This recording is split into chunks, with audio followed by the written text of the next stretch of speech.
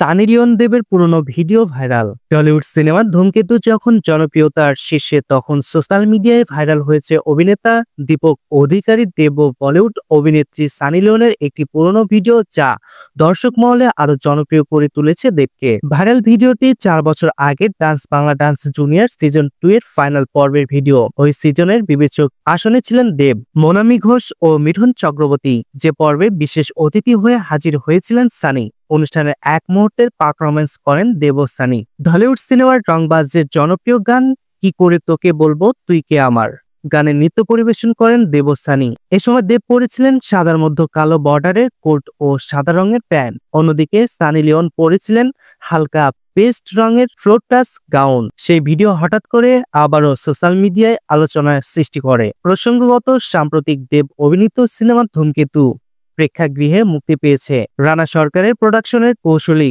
পাঙ্গুলি পরিচালিত এই সিনেমার ঝড় তুলেছে ঢালিউডে, ভাঙছে একের পর এক রেকর্ড।